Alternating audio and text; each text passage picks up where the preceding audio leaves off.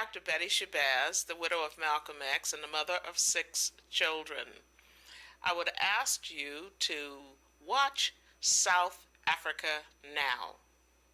It will enhance your conceptual framework. Do it by any means necessary.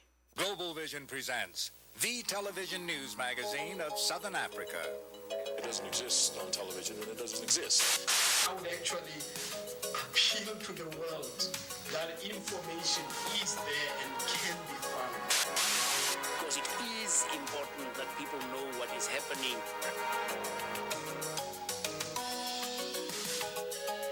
This week, South Africa Now presents these stories. Winnie Mandela embraces Malcolm X's widow, Betty Shabazz, at a Harlem rally. This week, we talk with Betty Shabazz about her husband's legacy. A great number of people had lost hope. They had lost their will to live, to survive, kind of a destruction. And he got right in the middle of it and created a whirlwind. The Soviet Union has announced plans to market its diamonds through De Beers, the South African diamonds cartel. But Americans can hardly protest. We have no sanctions that deal with diamonds. We'll tell you why. Sanctions, as they were applied in a very broad-brushed manner, of course, weren't very good, because there was no way for the customs people to verify what were South African diamonds and what were not South African diamonds. And in our culture segment, from Zimbabwe, the theater production of Miss Julie, a controversial play that is a vivid reminder of the country's colonial legacy. Madam Julie, you can't doubt that, can you? Julie. Call me Julie. There are no barriers between us now. If you can look at Julius Caesar in a movie today, why not look at what happened in Zimbabwe sometime in 1920? All of these stories and more on South Africa Now. But first, the uncensored news with Fana, Kekana and Mweli Mzizi. Dumelang. After a relatively peaceful interlude, there was more violence in the South African townships near Johannesburg over Labor Day weekend. 25 people died and a pro-government newspaper was bombed. According to police, supporters of Inkatha abducted several people, beat and killed them in retaliation for an earlier attack. Security forces seemed unable to intervene. Throughout the country, there were more funerals, with a soccer stadium turned into a massive memorial service in Kagiso and Soweto. Among the thousands attending were ANC leaders and Archbishop Desmond Tutu. They say that the cause of the violence in our townships is tribalism. I say it is a lie. It is a lie. We need a new police force. A police force that will be acceptable to the people. President F.W. de Klerk has announced a new investigation into police conduct. The death toll is now at least 540 in fighting that continues to have more of a political than a tribal character. Nelson and Winnie Mandela are traveling again, this time visiting Northern Africa and Oslo, Norway, where Nelson Mandela was one of the featured speakers at a conference on the causes of hate.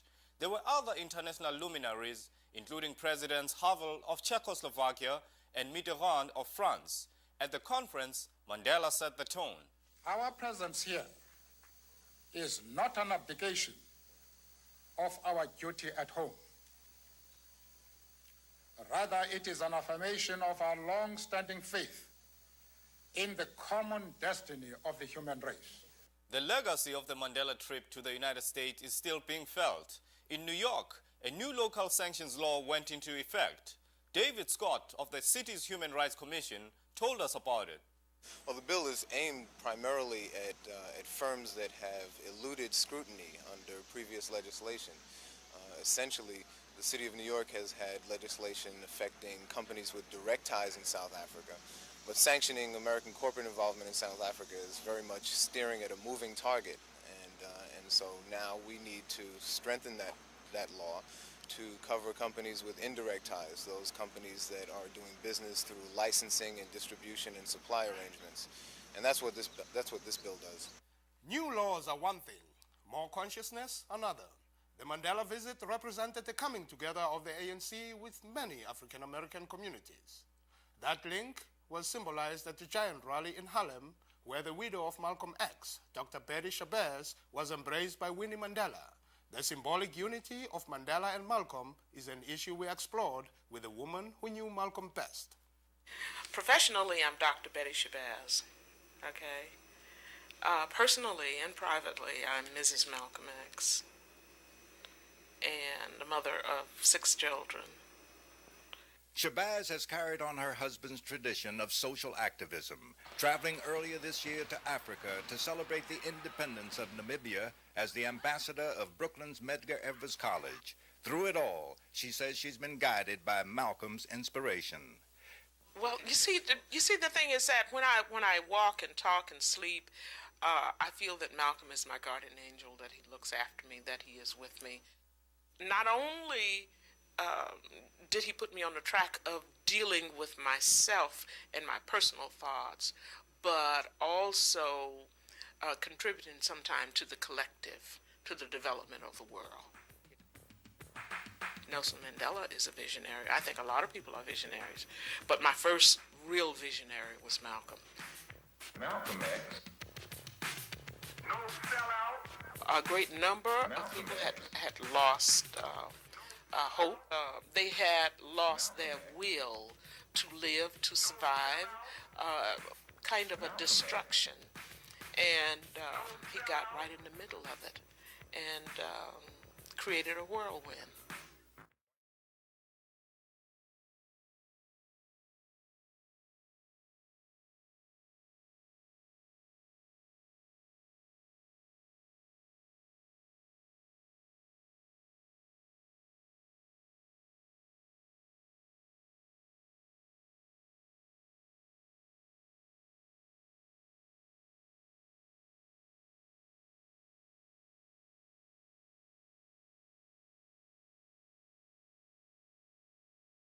Malcolm talked about Mozambique and Angola. He talked about South Africa.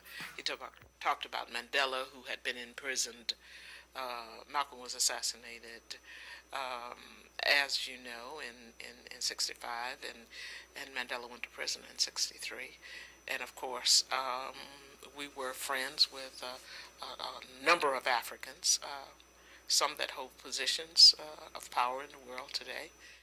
Malcolm X went to Africa to meet with black leaders in 1964. In 1990, 2 African heroes came to the U.S. where they paid tribute to Malcolm. In Harlem, Betty Shabazz welcomed the Mandelas, an event that moved journalist Les Payne. Keep in mind that Harlem was Malcolm X's place, who had an international view, who traveled to Africa, who used the UN, as a forum to attack certain problems that existed in America, in Black America. And but I think that what Harlem sensed in him, and what New York, by extension, I think sensed in Mr. Mandela, was a man who you really would have to go back to Frederick Douglass to see his equal. Our young people can see this man that was not beaten down and broken up by the burden that was put on his shoulders. And now this new generation is learning about Malcolm X from wall murals and posters, as well as from new editions of his speeches and his autobiography. A lot of young people are studying him and seeing what he said and what was projected that he said, or what was projected that he meant was not true, was not accurate.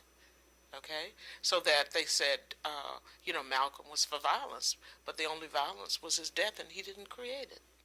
In our Covering the Coverage segment this week, we look at a struggle to promote progressive change in South Africa's media.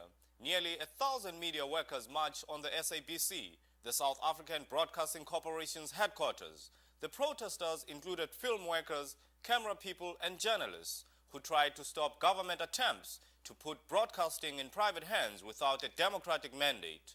Emily Kasriel has our report. We demand that the SABC democratize all its activities. We demand a stop to privatization, to the restructuring of the SABC as a whole. Over 1,000 people marched in Johannesburg to campaign for an end to white minority control of broadcasting. The protest, organised by the Film and Allied Workers Organisation and other trade unionists, called for the government to stop plans to hand over the TV system to private businesses, which are unlikely to produce programmes for a democratic South Africa. At present, the South African Broadcasting Corporation is widely seen as being a tool of the apartheid system. They're trying to let the people think that SABC is reformed. We don't want a reformed SABC. We want a people's media. They don't have a mandate to restructure broadcasting without consulting the people of South Africa. It's one sentence. Shut up the SABC as it is. Finish. The SABC chief was not there to receive the protesters' demands, so they were presented to his deputy. Our case is set out in this document, sir, which I hereby present to you. Thank you. The campaign is demanding 1. Restructuring of broadcasting to serve all people in South Africa. 2. An independent board, not government control of television. 3. That unions should be allowed to organise freely. And we're saying that because broadcasting is such a powerful medium, a small sector of this country's population will be in the position to dictate the agenda of negotiations because of their monopoly of public broadcasting. The fight for free broadcasting in South Africa is high on the agenda, and we will be hearing more in the months ahead. For South Africa Now, this is Emily Kasriel reporting. In this country, an effort to discredit media coverage of South Africa is underway by the right-wing media lobby Accuracy in Media, or AIM, which claims that no TV outlets will show a video they are peddling called Winnie Mandela's Secret. Its aim is to impugn Winnie's credibility and that of mainstream media outlets. As you will see, Winnie's so-called secret was no secret at all. The tape recycles horrific footage of the killing of police informers in South Africa during the height of the unrest in 1987, when many townships were occupied by the military and were turned into shooting galleries. This very same footage was presented in another tape 5 years ago, ostensibly sponsored by a religious group, but distributed by South African government agencies. It has been used constantly as examples of black savagery. The tape, of course, does not mention examples of police torture and assassinations, like the ones described to us by former Hit Squad member Dirk Coetzee. This we've done by, poisoning them. It was done by giving them knockout drops and then shooting them at close range, eventually burning them on the corpses on logs and old motorcar tires to ashes. AIM's tape shows Winnie Mandela endorsing necklacing at a youth rally in April of 1986 in Kagiso Township. With our necklaces, we shall liberate this country. AIM calls this Winnie Mandela's Secret. However, the event was heavily publicized at the time in pro-government media and the Western press. As the Pulitzer Prize-winning reporter David Zucchino noted, the ANC distanced itself from necklacing and from her statement, pointing out she did not speak for the ANC movement.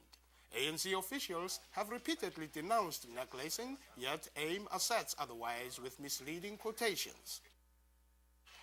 The very words of Alfred Nzo when he spoke to the London Times in Lusaka, saying, collaborators with the enemy must be eliminated. Asked if this included necklacing, Nzo nodded emphatically. Whatever the people decide to use to eliminate those enemy elements is their decision. Winnie Mandela sought to put her remarks in context on the Phil Donahue Show. What I had been trying to say then was that our children had been so oppressed and had met up with such violence from the government that they had resorted to that form of method of eliminating their enemies. And that was not the form of method approved by the ANC. AIM's video says she's lying, But its point is not to understand her or her political rhetoric, but to use her words to discredit the ANC and the media, which have finally started reporting what the movement stands for. You're watching South Africa Now, the television news magazine that goes behind the headlines. The Washington Office on Africa has sent a letter signed by leading anti-apartheid activists protesting the Soviet Union's decision to sell its diamonds worldwide through the South African-controlled De Beers Diamond Cartel. They charge that the Russians are violating sanctions. But in fact, for a variety of complex reasons, the United States has never included diamonds in its sanctions. Some months back, South Africa Now explored the reasons in Eric Nadler's investigative report. Diamond lights, ruby lights. Diamonds, they're a multi-billion-dollar business controlled by a South African company, De Beers, the world's oldest cartel, which markets 80% of the planet's diamond supply.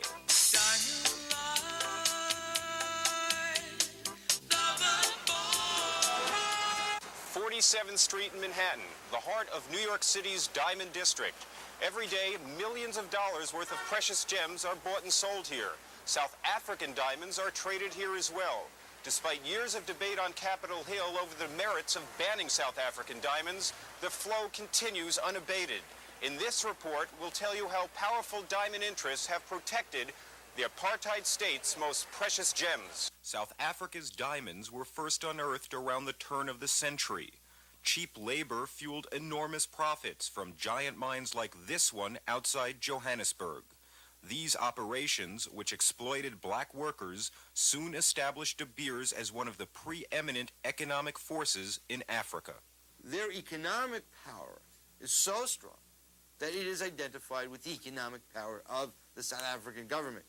You can't take De Beers out of South Africa, and you can't take South Africa out of De Beers. New York diamond expert Martin Rappaport tracks De Beers in his influential industry newsletter. De Beers is not just De Beers. De Beers is a very complicated, interconnecting web of corporations that include Anglo American and many other companies. I'd say a majority of the companies on the South African Stock Exchange are one way or the other controlled by this group. Today, De Beers controls most of the world's diamond market, even though South Africa contributes just 11% of the international supply.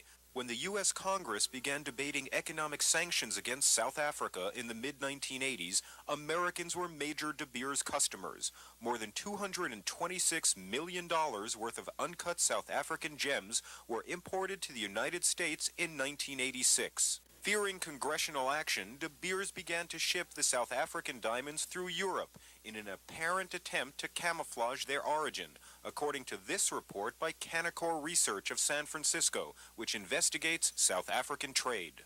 It's virtually impossible for even the most experienced diamond person to identify a diamond's source once it's polished. Almost impossible while it's still rough, because there's a great deal of similarity between the rough of what may be produced in South Africa as to what may be produced in other areas. The issue heated up when this man, Representative Mervyn Dimely, the chairman of the Congressional Black Caucus, called for a strict ban on the import of South African diamonds. It just occurred to me that since diamond is the bread and butter of South Africa, that we ought to have sanctions against diamonds importation. Sanctions against diamonds sound like a good idea, but the reality is complex for at least 4 reasons. First, the De Beers monopoly is more powerful than any of the individual nations it deals with. The economies of small nations like South Africa's tiny neighbor Botswana are highly dependent on De Beers.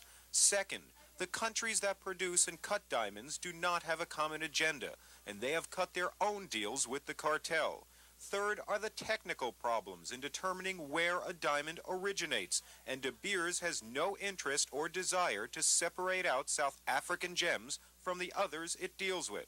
And fourth, well, there's politics and powerful interests at work. There's always been an intriguing question about what kind of lobbying is done by the companies and what effect that has.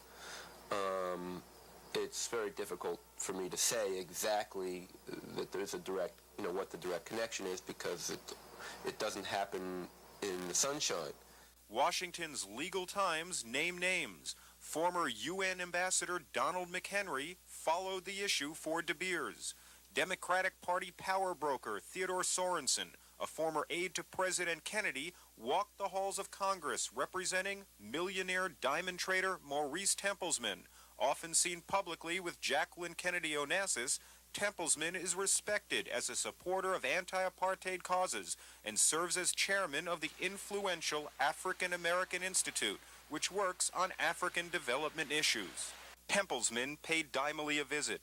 Their closed-door discussions became front-page news. The Washington Post reported that soon after, Dimely amended his proposal, calling for further study. Coincidentally or not, Tempelsman then donated more than $34,000 to a foundation that funds the Mervyn Dimely Scholarship Fund for minority college students. We asked Dimely about his meeting with Tempelsman. The diamond thing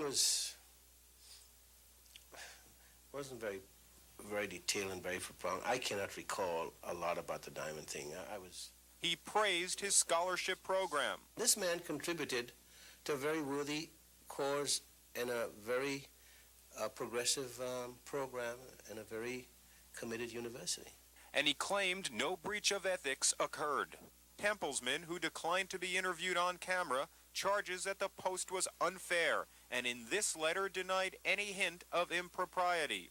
I do not make charitable contributions merely because a congressman so suggests. No vote, no bill, no threat to my business could ever induce me to do that.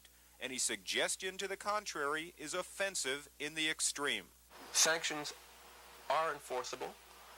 You can demand the certificate of origin, for example. And, De Beers has a very major market in the United States. And if they were told, hey, you lose all your U.S. market if you don't provide a certificate of origin, they will provide a certificate of origin. In Washington, the sun is setting on hopes of passing painful sanctions against De Beers. But the intrigues surrounding diamonds are forever.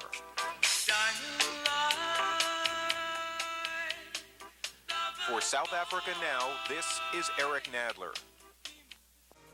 You're watching South Africa Now. Coming up next, our culture segment, featuring the best music, film, drama, and artistic expression from Southern Africa. I'm Joseph Disho, and this week, we'll combine our frontline focus and our cultural segment with a report on a unique theater group in Zimbabwe. Cultural efforts are indeed alive and well throughout Southern Africa, as this report from Zimbabwe makes clear.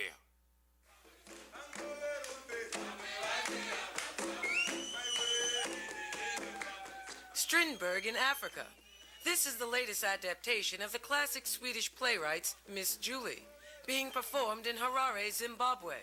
It is eliciting strong feelings in this society, still sensitive to the racist legacy of its colonialist past, 10 years after independence. I believe that Strindberg has given us a perfect play and perfect material to deal with in Zimbabwe. Elizabeth Markham plays Miss Julie, a white madam in colonial Rhodesia of the 1920s, who has a love affair with her manservant, played by John Indy. I love you. That goes without saying. Madam Julie, you can't doubt that, can you? Julie. Call me Julie. There are no barriers between us now. Call me Julie. Indy is better known locally for his adaptations of the plays of Athol Fugard. I find there's quite a lot common to both plays, or both writers, Strindberg and Athol Fugard, in that they focus on actual happenings in life, which people wouldn't very much like to admit they happen, or perhaps wouldn't want to talk about. And these are quite sensitive issues that relate to class differences, racial differences. In this production, director Chris Hurst has also highlighted cultural differences by incorporating traditional Zimbabwean dance and scenes in the local Shona language. whole irony of colonialism is that here you are white with a huge power, economic power, military power, all the rest of it, and yet there's a secret world that you have no access to and is underneath, and I think that creates a huge insecurity. And so I think the audience also starts to feel that in the play. However, even today, it is the issue of interracial love that has provoked the sharpest reactions from audiences. That a white woman in the 1920s could have an affair with a black houseboy. That's absolutely out, and I had strong reactions like women telling me, well, in my days, only white men slept with black women, but not the other way around, and if it was the other way around, it was rape. Tell me you love me. Miss Julie has not only made audiences look back on their history, but has made them confront fears that society is still dealing with. Many would like to forget what they might be made to remember, but it's part of history, and things have happened like that, and why not just focus on one thing? If you can look at Julius Caesar in a movie today, why not look at what happened in Zimbabwe sometime in 1920? This is Nadja Smith for South Africa Now. That's our program for this week. We are sorry to report that the Daily Mail newspaper has closed down due to lack of finances. The paper was a leading anti-apartheid voice in South Africa. The Weekly Mail, however, will continue. If you're interested in any of the issues we cover, send a self-addressed stamped envelope to South Africa Now, P.O. Box 1907, Canal Street Station, New York, New York 10013. South Africa Now is produced by Global Vision on a non-profit basis in association with the Africa Fund, a tax-exempt organization providing assistance and relief to victims of apartheid. For all of us at South Africa Now, I'm Fana Kekana. See you next week. Transcripts of this program are available for $4. South Africa Now is also available now on video cassette for just $29.95.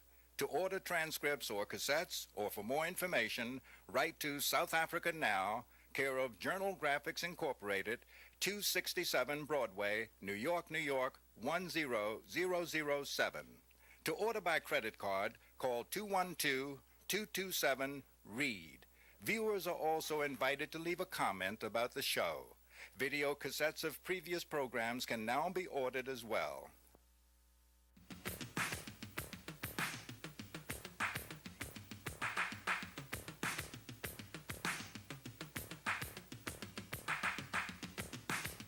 Distinguished guests, brothers and sisters, ladies and gentlemen, friends and enemies. Malcolm X. No sellout. Malcolm X. No sellout. Malcolm X. No sellout. Malcolm X. No sellout. No, we need either this or that. South Africa Now is also supported by public television viewers like you.